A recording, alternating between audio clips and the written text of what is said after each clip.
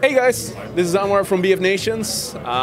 We're here at the EA Play Business Lounge and mingling around, meeting a few people, having a lot of fun. Yeah, a lot of fun. A lot of fun in the EA Play tonight. Right. And like really excited to be here with you guys and all the crowd around. And just to clarify, this is Ascot Bailey with me. Hello guys. Nice to meet you all.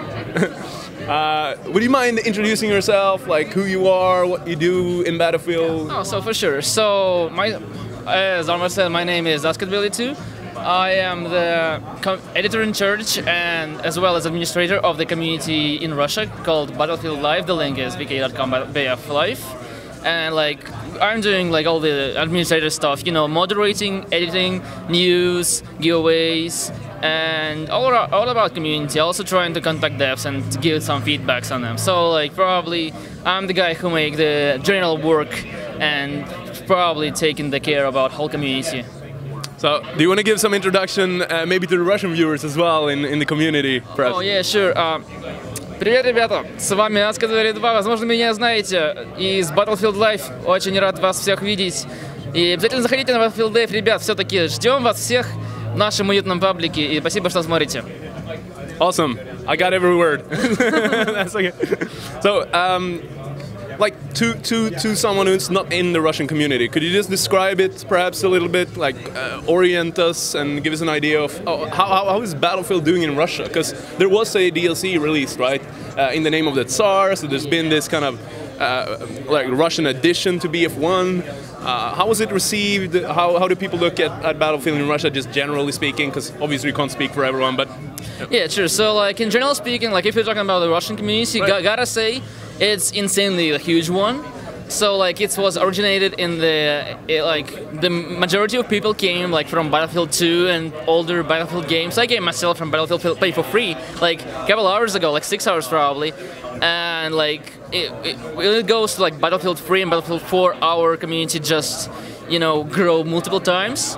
So like now we have a lot of people, a lot of content creators like ourselves, Battlefield Live, like Zombirus, Rage, Scamov, Jimmy Webs, and other people who were working on, and are working on the Battlefield content right now. So we like these guys like are doing the wide stuff, and like yeah, Russian community is really huge. And like when the In the Name of the Tsar came out, the guys was just like crazy. We were pumped about all this like when Battlefield relates to Russians, every single person in Russian community is just crazy about it. And we are like making also like in Battlefield 3 and Battlefield 4 we'll make a lot of jokes about it because like speech of the Battlefield characters was kind of strange. But like when Battlefield 1 came out with great casting and a great animation, great characters behind it, and a great story, which is related to the revolution in 1917. Like we got it like really with open hands, like we really backed it, and it was like, really huge. And we are looking forward to see the Russian teams. Russian side, Russian side in the Battlefield 5, the upcoming new game. So we are hyped about it. Really like it. That's awesome. Do you do any like local LANs or yes. how does the local scene look? Okay, so like if you talk about the competitive scene of Battlefield in Russia, like it's pretty much right. So like there are a lot of teams right now in the Russia. We have like PS4 teams which were originated I think since Battlefield 4. We got a lot of people who are into competitive scene of Battlefield. So right now we are having like a couple locals competitive events, couple tournaments. Like we were doing the tournament ourselves in the incursions. And now like there are a majority of people who play in Battlefield 1 are actually involved into a competitive scene of Battlefield as well. Like I can name some of like 7.62, my good friends, and then Root Team, the widest team of competitive scene in competitive scene of Russia in Battlefield. And like our community like is great in numbers, and because of that we have a lot of teams inside of it as well. So I guess one aspect of the Russian community is that outside of the Russian community, you don't hear much about the Russian community. So why do you think that is? How do you think that perhaps the Russian community can connect closer to the rest of the world and the international scenes? Yeah, like sure stuff. Like probably the main problem of the Russian community is like closed to the guys from afar.